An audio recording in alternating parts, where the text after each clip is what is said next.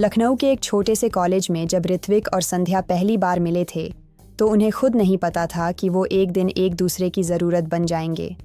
संध्या एक शांत, समझदार और गहराइयों में डूबी हुई लड़की थी जो किताबों में खोई रहती थी। वहीं ऋत्विक हंसमुख और खुले दिल का लड़का जिसे ज़िंदगी की हर छोटी चीज़ में खुशी ढूंढना आता था। कॉलेज के लाइब्रेरी कॉर्नर में जब पहली बार टकराव हुआ तो किताबें ही नहीं, दिल भी गिर पड़े। ऋत्विक ने संध्या को हंसाना शुरू किया और संध्या ने ऋत्विक को गहराई सिखाई। दोनों एक दूसरे के रंगों में ढलने लगे।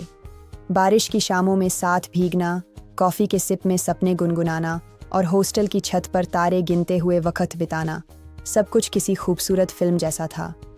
ऋत्विक ने एक दिन अपनी डायरी में लिखा, संध्या मेरी आदत नहीं, ज़रूरत बन चुकी है। प्यार में सबसे हसीन लम्हे वो होते हैं जब कोई रूठता है और सबसे सच्चा प्यार तब झलकता है जब कोई मनाता है। एक दिन छोटी सी बात पर संध्या नाराज़ हो गई।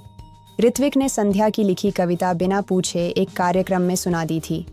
संध्या को ये बात बहुत चुभी। तुमने मेरी निजी चीज़ को सबके सामने रख दिया ऋत्विक। क्या मेरा लिखा तुम्हारे लिए एक परफॉर्मेंस बनकर रह गया? ऋत्विक कुछ नहीं कह सका, बस इतना बोला, मैं सिर्फ चाहता था कि दुनिया देखे मेरी ज़रूरत क्या लिखती है।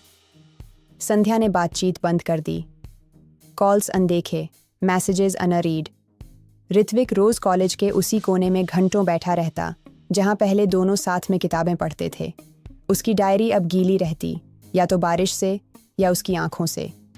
एक शाम जब ठंडी हवा चल रही थी और कॉलेज की आखिरी शाम थी, ऋत्विक ने अपने दोस्तों की मदद से पूरी कैंटीन को सजाया, किताबों, मोमबत्तियों और कविताओं से।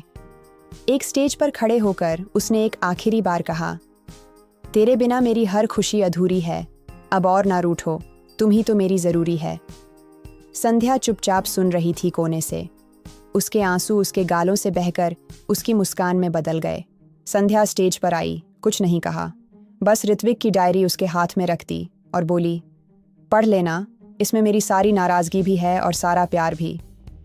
ऋत्विक ने पन्ना खोला। पहला शब्द था, ऋत्विक, मेरी सबसे प्यारी ज़रूरत। कॉलेज ख़त्म हुआ और नौकरी की तलाश शुरू। दोनों अलग अलग शहरों में चले गए, ऋत्विक दिल्ली और Sandhya Pune. Video calls, late night chats और छोटे छोटे सरप्राइजेज से रिश्ता जिंदा रहा। लेकिन ज़िंदगी की भाग दौड़ में वक्त कम होता गया और प्यार कभी कभी थक जाता है, रूठ जाता है। इस बार ऋत्विक के पास ऑफिस की टेंशन थी और संध्या के पास घर की जिम्मेदारियां। बातों में तल्खी बढ़ने लगी। एक दिन संध्या ने कहा, शायद हम अब पहले जैसे नहीं रहे।